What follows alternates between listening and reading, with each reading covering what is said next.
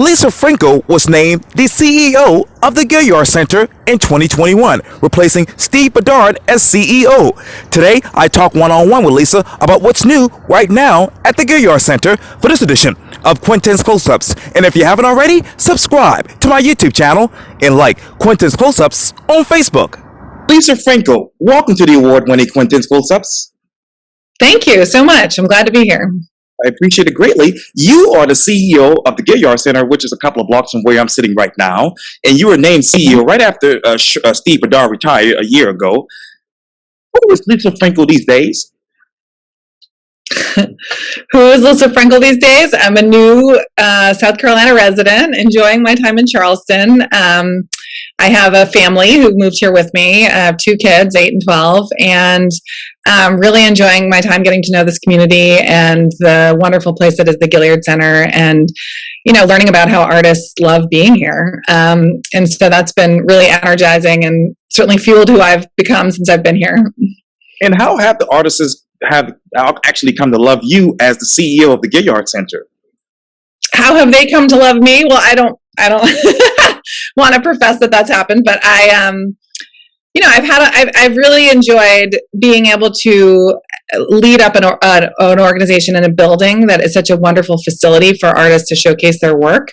And one of the things we've been doing is asking them what they like, the challenges and strengths of our organization and our building, to learn more about what makes us great and what we can improve on. And what we consistently hear is that people love the acoustics in our hall, and they sound beautiful, and they feel it when they're here. And so, we have artists like Kebmo or Audra McDonald saying from the stage, things just sound better in this place.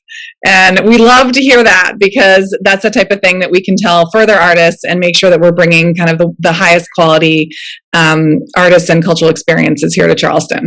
What are those highest quality artists that you bring into the Gaillard Center right now? Who are they? So recently we have a range of artists. So one of the things we that makes the Gaillard wonderful is that we do all sorts of genres. And so we've had artists from Alvin Ailey to Lyle Lovett to Black Violin to we just had Mark Morris Dance Group. We just had a co-presentation with the Charleston Symphony and a ABBA tribute band, which was really folks really enjoyed. And so there's been quite a range of artists in our space, and I think that's what makes the space wonderful and what makes it accessible to folks in Charleston. And we just love Michael Smith and the folks at the CSO. But what is the most important reflection point in regards to the state of the Gaillard Center? So one of the things that I think I was brought here to think about was how the institution wants to become a cultural center and be a cultural hub for sort of artistic development for the community. And Steve Bedard did a great job in building a foundation for the institution and in starting to build that really with the programs that he brought here. And I think it left us in a great place to jump off and explore, commissioning groups and think about producing new work with artists and being part of the ecology that allows artists to actually produce and create work, partnering with other local organizations within Charleston to create a bigger potential opportunity for folks to present stuff that they couldn't do alone, amplifying stories from within Charleston that are important historically to our community, to our region, and doing that through the arts, because that's often an interesting way to start conversations. So all of that is stuff that we've started and that I think is important for our community as we grow, and to really kind of plant a flag in the ground as the cultural capital that Charleston has always been and is continuing to be into the future. Let me ask you this, Lissa. What are those projects that most of these artists are, basically can't do on their own that they're needing the Gaillard Center's help for? So the ones that I have great examples of are dance projects, because a lot of the dance, the organizations that are the producing new work, companies that are producing new work, they do operate in those commissioning kind of that world where you're supporting their work as it's developing. And so the example that we just had was Mark Morris Dance Group that we just presented Pepperland. And while we were not a commissioner for that work, it was commissioned by 20 organizations, ranging from the City of Liverpool in London, in England, to the Kennedy Center. And so the work was created and was possible because there was all of this enthusiasm in the arts community about this subject matter and about Mark Morris tackling that through dance. So we're hoping to do more of that, both through dance, through opera, classical music. There are obviously opportunities for cross-genre projects as well. And just being part of the conversation and letting artists know that Charleston wants to be part of that ecology is the first step. Absolutely. And you talked about this earlier, but how is the Gaillard Center amplifying its story in this community? Mm-hmm. Well, one of the things that I've started doing is partnering with other local organizations, and we haven't announced our next season yet, so there'll be a lot to say once that's public.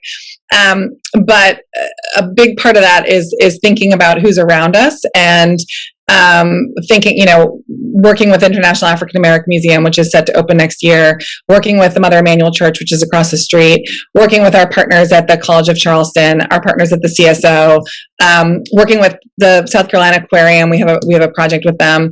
So I think really tapping into the folks who really do know the community and have this deep kind of presence and history here, and understanding what's needed and what the stories are that are out there that aren't making their way to the stage yet. What are those stories that are not told that need to be make its way actually to the stage, the Gaillard Center stage? What are those stories? Yes, well, ma'am. I will have a lot to tell you in about a month when we're ready to talk about that. So I'm happy to schedule another one then, but I can't tell you yet. Right. Well, let me ask you this. How do you, Lissa, curate, produce, and actually present inclusive and relevant offerings to the members of the Gaillard Center and the public? Well, I think those partnerships with communities is important because I think we want to be a relevant and accessible place.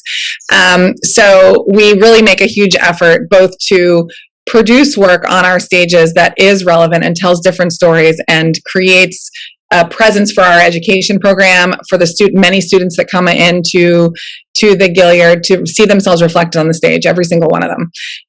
So that happens through the art that we curate, and will happen more next year for sure. And I think that we also plan to create stronger partnerships from a marketing standpoint to actually be speaking to different types of communities about what we're offering so that folks know and understand that everybody is welcome here and that our building, which often feels intimidating, doesn't need to feel that way. And then the third thing that we're doing that I'm really excited about is activating different elements of the building that we haven't been doing before. And so, for instance, for Mark Morris Dance Group last week or 2 weeks ago, we had a big free open to the public dance class on the front lawn. And so members of the Mark Morris Company were out there teaching 100 people some moves from the program they were going to see a little bit later. And you didn't have to buy a ticket to participate. You could just come off the street. And honestly, it was an opportunity for people to see this is an active building. This is a fun place to be. The arts are fun. They're a place where you want to come and enjoy yourself. You want to broaden your mind. You want to think about things differently, and you want to dance. And so doing more of that and being outside the building and being in other portions of the building where we can have a more intimate interaction with audiences beyond our gorgeous 1,800 seat performance hall is a big part of doing that too. How have you broadened your mind with today's art community in Charleston? Mm-hmm. Well, like I said, I'm just partnering, getting to know everybody in the community, partnering. We also have a great artist in residence program here. So I've been working very closely with Charlton Singleton. He's helping us curate some elements of our program next year. Marcus Amicure, also a wonderful community member who's been teaching me a lot about all sorts of things that exist here. And then just listening to those partners and keeping a finger on the pulse of what's happening and going out and having an open mind. So help the Gaillard Center better understand the current audiences, target audiences, and any potential barriers. Mm-hmm. Well, we are actually starting to do some market research now. So we're doing sort of a more formal kind of surveys and things like that to understand people's perceptions of the Gaillard and where the obstacles might be, as well as opportunities, people who don't know that we're here and we should be speaking to them. And so I think understanding that is the first step. And then we're going to come up with some strategies for how we make sure and drive the message that we are an open place and we want everyone to be here. And we also have we have both a student access fund, which is a program for inviting students and their families to come to the evening shows if they can't come during the day, some of our partner schools, as well as a community access fund program where we have lower priced or complimentary tickets for community members for whom the ticket price might be an obstacle. So we're looking at things from a whole bunch of different ways. And this is a big learning moment for me and the Gaillard as we explore these different options. And I think we'll find the right balance by trying a whole bunch of things. Now, what are those consumer habits and choices right now, and how does that actually impact the Gaillard Center? Mm-hmm. Well, I think, as you know, COVID has been a problem. A public health problem, but also for the performing arts in particular, it resulted in a huge amount of cancellations of shows, but also it has resulted in more tentative audiences coming back to our facility. We experienced that sort of waxing and waning in the fall. We've experienced more enthusiasm in the spring, but certainly not to the pre-pandemic levels.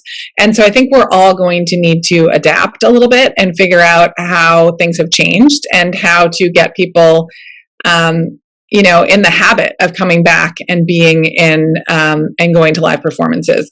On the one hand, you have a huge amount of enthusiasm of people who are arts lovers and just are sick of the virtual presentations and want to come and see it live, right? And then on the other hand, you have people who just have loved sitting at home and being at home more, and they've discovered that is where they want to be. And so I think we're going to need to both coax those folks back, continue to, fuel the flame of those folks who are enthusiastic, and then do, as you said, try to identify those new audiences, new people who don't necessarily know yet that they love to come to see live music and live performances, and make sure to hook them in. So, where do you see an uptick in new audiences for the Gaillard Center?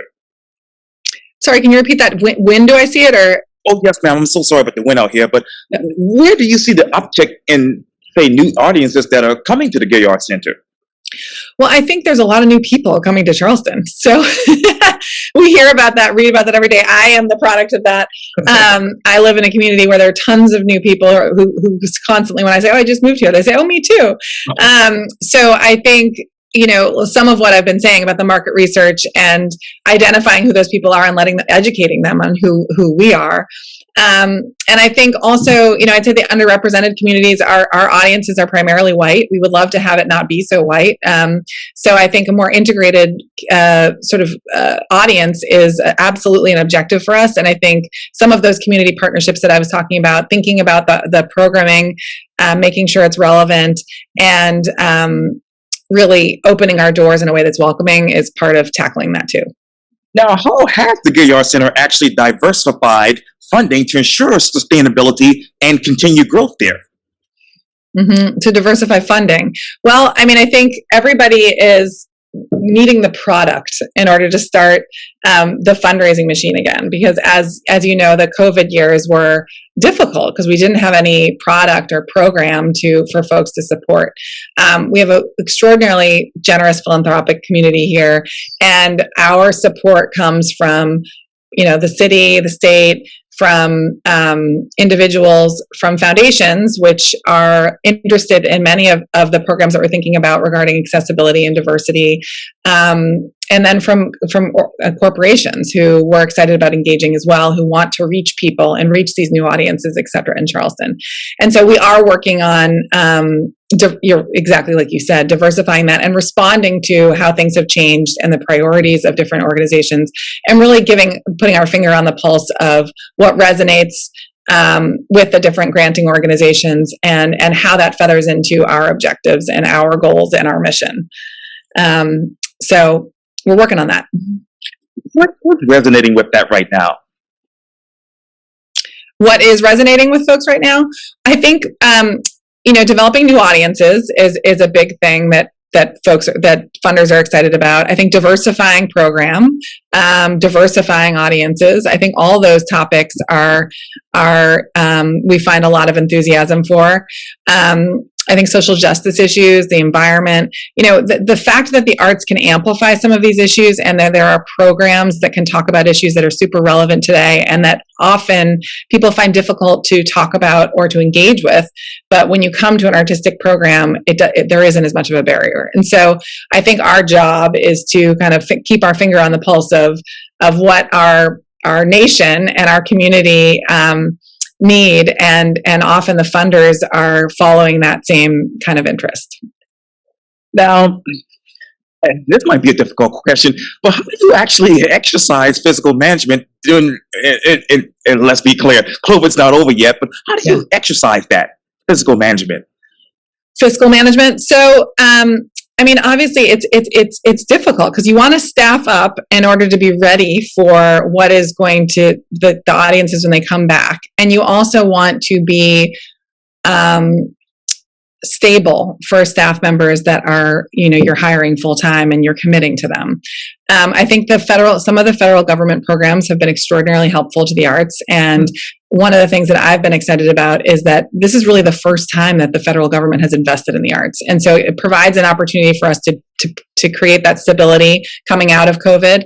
But it also required a lot of, tightening of the belt in this past year, and just thinking about not executing capital projects that were not necessary, just really thinking critically about, consultant programs, et cetera.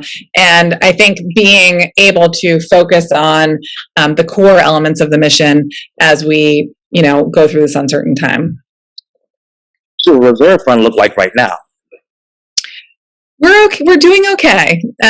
We came out of COVID doing okay. The federal funding, it was very helpful to us. And so while we hope to have the philanthropic support of our community, and I'm speaking to all of your viewers, we'd love you to join our membership family. We are, I don't think anybody should worry that the Gaillard isn't in a strong financial shape. We are in very strong financial shape at the moment. Now, how do you, Lissa, then invest prudently in capital projects? Mm-hmm. Well, I am very fortunate in that I came into a gorgeous building that is very well maintained. So it was just brand new in 2015, and most of the systems here are doing very well.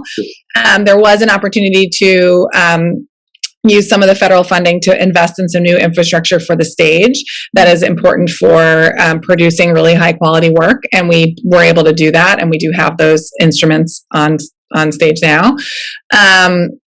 And I think maintaining this asset to the community is very important to the community members who funded it initially. So we want to maintain that. But there isn't a huge need for a big capital funding program right now because the institution is so new, and we do have the strength of those systems that were just recently installed. Now, how will you enable the use of current assets more effectively for programming and also rentals? Mm-hmm. The assets meaning the building, or are you talking about well, one of the cornerstones of the Gaillard is that we have an exhibition hall that provides some earned income for us that is able to supplement and really fund some of the programs we do in the performance hall. And so it was really forward thinking of the folks of Martha Ingram and Mayor Riley who planned this project, and we're very thoughtful about wanting there to be that income stream for the nonprofit that runs the facility. And so we will continue to utilize that as funding to help us to invest in these other projects. I also think there's an opportunity for us to use some of those facilities for artistic presentation. And as I was talking about before, to date, we have primarily done our artistic programming in the performance hall. And so starting to do things on the lawn, starting to do things in the exhibition hall, to create more intimate opportunities for artists and audiences to interact, I think is a role that the Gaillard could be stronger in, and that we're excited about taking up. Now, how do you increase the annual and contributed revenue for the Gaillard Center? Well, we have a wonderful staff who is doing a great job in the venue sales and management. And I think, and we also have a wonderful chairman who is Helen Hill, who is the head of the CBB. And she's done a great job for Charleston in promoting it as a place to be. And so a lot of the full facility conferences and things like that that are really supportive to our bottom line are the result of Charleston being a wonderful place that people want to be. And so that's been, I think, a group effort on behalf of everyone in this city to create that, which has been very stabilizing for us. And the contributed income, I think, is a testament to the type of program and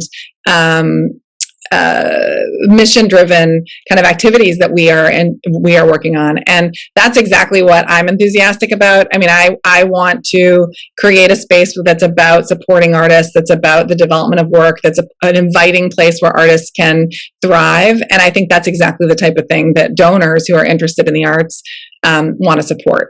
In addition to that, we have a wonderful thriving education program where we serve about 20,000 students a year, and not in COVID years, but in a normal year. And we actually just recently welcomed our 100,000th student into the building for our programs. I know, big, right? And so we're continuing to grow those programs as well, not only because they're important to the community and it's our responsibility as an arts center to provide really high quality arts education for our community, but also because I think, it is an attractive program for folks who are looking to support the arts. And I think it goes hand in hand with any institution that has a heart in this place. And what new fundraising methods are you actually identifying to attract more donors? Mm-hmm. So we have a robust group called our founders who invested in the building, and we have a membership program that extends that some of the benefits of those people who invested in the building to a bigger group of generous donors. And we're creating really, I think, a community of folks who are interested in the arts and want to gather here because they are curious about and interested in engaging more deeply in the arts in Charleston. And so I think that has been really fun for me, actually, to meet all of the arts enthusiasts in the community and help to grow that program with our friends at the foundation. And we've also, of course, we have a very robust membership program, which during COVID declined a little bit, but has come back, roaring back. And we're really excited about continuing to grow that program as well. And I think, like I said, when we announce our season in about a month, we will have some very specific artistic programs that we think are very attractive to folks to support that hit some of those issues that you mentioned before about relevance and diversity and social impact. Now, how much did the membership decline by in COVID, say, in 2020? So it declined about a half. 50%. And I think partially because people as members, there are two things. I think one of the things that we could do better is to have folks understand that the Gaillard is a nonprofit. And it's not like the North Charleston Performing Arts Center where we just bring in Broadway shows and it's a for-profit endeavor. And so I think many of the members were members because they had access to tickets, and that was a membership benefit that they enjoyed. And so when we didn't have tickets, they didn't really see a need to be members. I think what we can do better on now is to have people understand that we're a cultural institution and that their membership dollars are serving the greater good of the community for our arts education program, for the development of work with artists. And so hopefully, if something like this were to happen again, after we develop that identity and brand and really drive that home, that we would have more members sticking with us. That being said, we've had a super enthusiastic group of people come back and join as members. And we haven't done the survey data yet. We're going to survey about how many of them are return members and how many of them are new. And so I can't speak to that yet, but I will tell you that the people who have come back and we've exceeded our membership levels pre-COVID at this point. So that's the exciting part. And I think, it's testament to the growth of Charleston. It's also testament to the strength of the program. It's also testament to the group of people that are here, welcoming our patrons and creating a welcoming space where people want to come and they feel recognized as part of the family. How does the Gaillard Center keep up with Charleston's growth with smart growth? keep up with Charleston's growth with smart growth. I think, we've only got a certain number of tickets, but I'd be happy to be selling out all our shows. So we've got a ways to go, but I think it's about making sure we're making friends with the people who love the arts in our community, and that we're raising our hand and saying we're here for you. And I don't think we need to think about smart growth in the way that some other industries do. I think we are out there being with open arms, welcoming the folks that are interested. The African American, the Latinas, Puerto Ricans, gay, lesbian, who want to be invited to the Gaillard Center for some of your programs. How do we crack that? I think it's about both the programs on the stage and it's about the outreach. So I hope next season we already have a number of programs that I hope have been welcoming. But I think next season will be more overtly sort of tackling some issues that I hope will be relevant to very different communities, and making sure that Black, Latino, gay, lesbian voices are on the stage, and that they have a platform here, and that they are, we're extraordinarily clear that that is a community that we are embracing. You talk about next season. Let's talk about this season. Obviously, most mask mandates and vaccine requirements have been dropped. Will the Gaillard Center drop its vaccine requirement? I think we are following the CDC guidelines, and I think we're following two things. We're following the CDC guidelines, which is why we were able to relax the mask mandate, which was, I think, welcomed by all of our patrons. We've kept the vaccine requirement in place, both because the Broadway shows and some of the dance companies are very insistent and conservative about this, and they are really way more comfortable with facilities that do have some element of COVID control. We are seeing at the end of the season that folks are considering relaxing some of that, and we will 100% respond and are ready to do so. We also have Spoleto coming up, and they are one of our big partners, and they have a very deliberate COVID policy that we will be implementing here. And so we have our eye on that, and given our last Broadway show is May 11th, and then Spoleto comes right on the heels, I would say it's not likely that anything is going to change until after Spoleto, but that we're looking very hard at that, and that we're very hopeful that we can follow the trends in the rest of the country and get back to normal. And what trends are you following right now? Well, I think it's just the artists primarily. It's, we were able to follow the CDC recommendation about the mask mandate. And then we've just been responding to the Broadway shows and being, respectful of that. And speaking of arts education, Lissa, what is the biggest difference about arts education from the time you started in this field to right now? I think, many institutions were, I don't know about from the start of the field till now, but I would say one of my big, the thrusts of my kind of interest in arts education is giving students confidence in their own creative instincts. And I think our program does that, because what we do is we engage very deeply with each of the students that comes to the Gaillard, and in a way that relates to their curriculum, but also shows them that the arts can solve problems in different ways and to interpret things in different ways. And so very often for our kids these days, it's a testing environment, and they are being asked a yes or no question and not being challenged to think about their own creative solution. And I think when you think about leadership and you think about the next leaders of our community, you want people who can solve problems and think independently.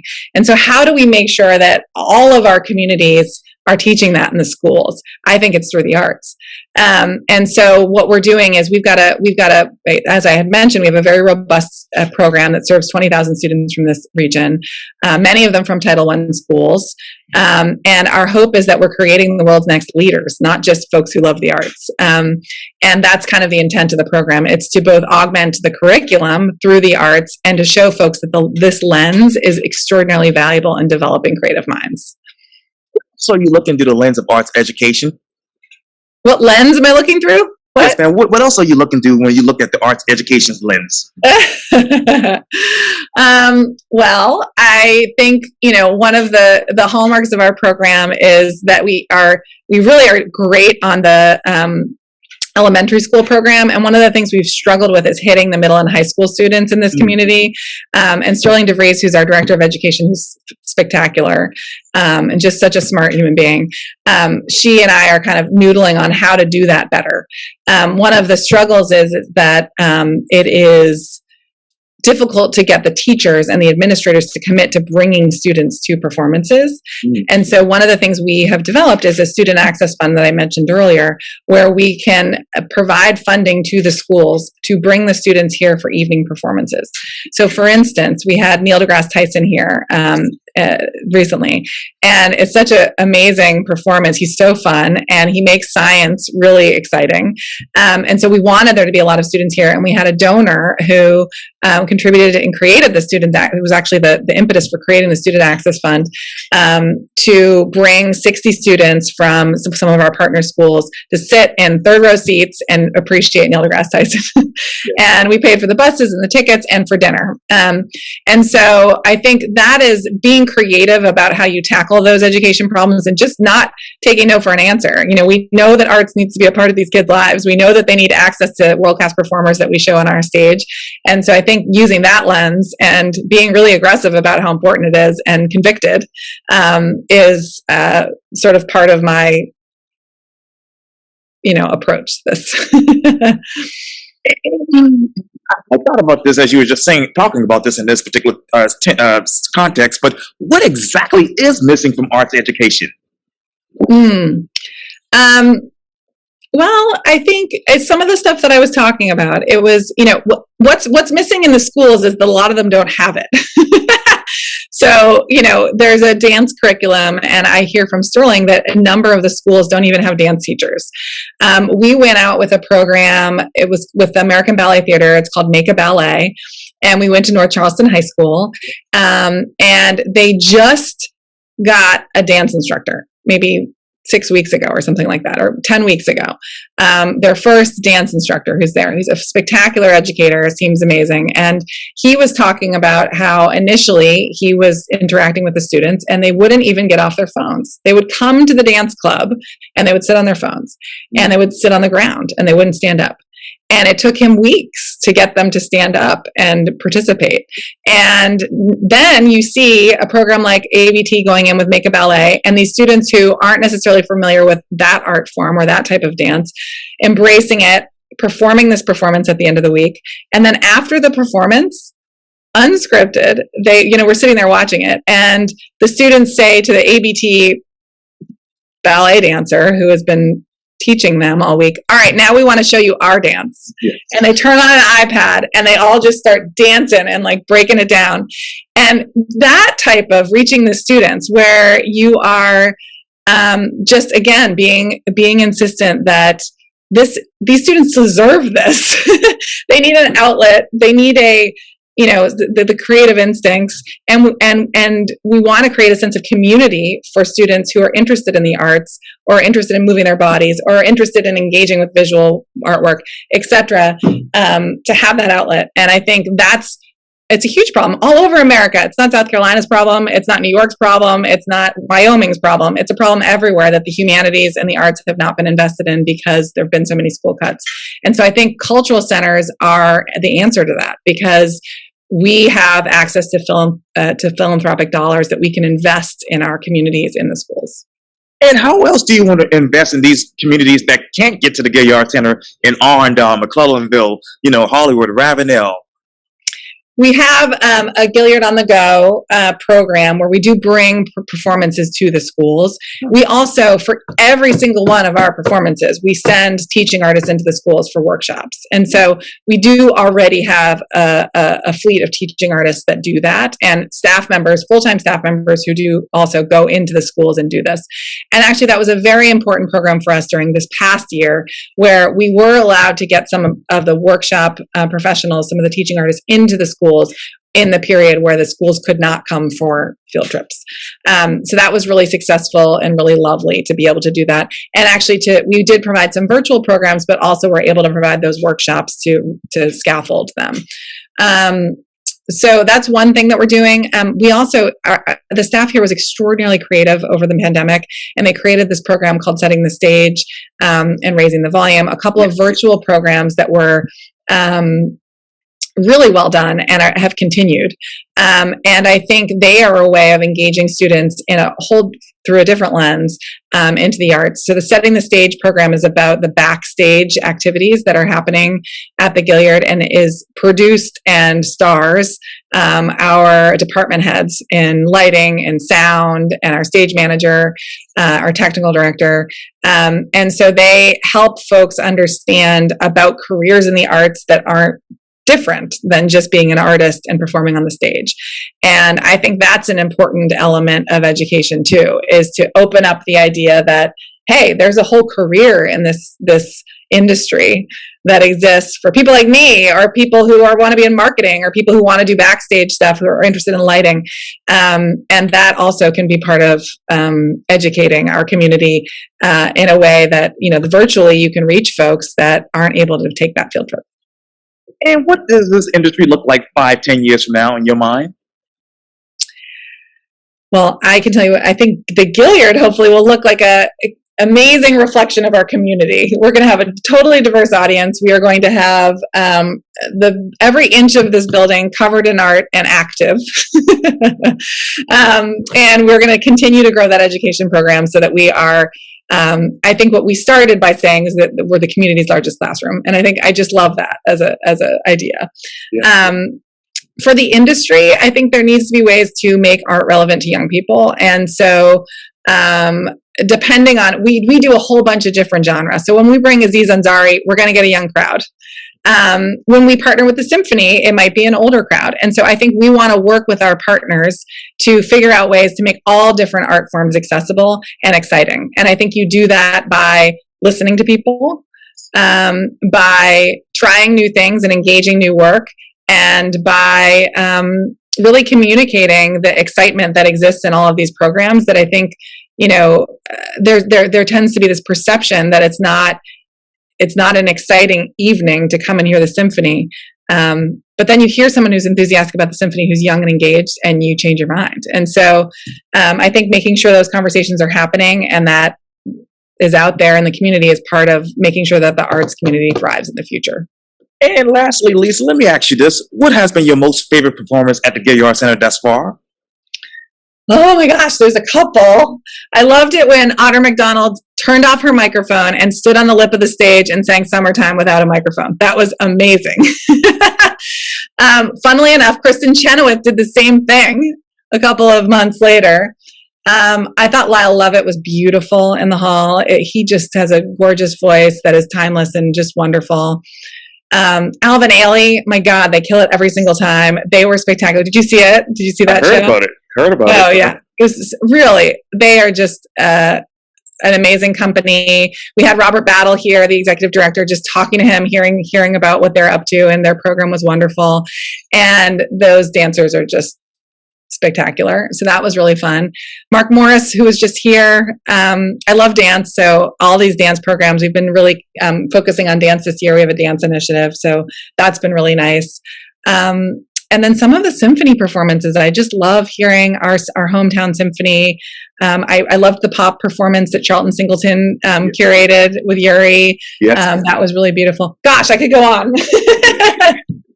We love Yuri Becker. He's one of the best. And of course, Charlton's just an amazing, an iconic person here in Charleston. And I love that you all had Gloria Gaynor at the Gaillard too, because I interviewed her a couple of months ago for Quintin's Close-Ups. Oh, cool. Yes, indeed. Yeah. Well, Lissa Frenkel with the Gaillard Center, thank you so much for your time. And again, welcome to the award-winning Quintin's Close-Ups. Thank you so much, Quintin. It was a pleasure meeting you. I hope to meet you in person sometime soon. Absolutely.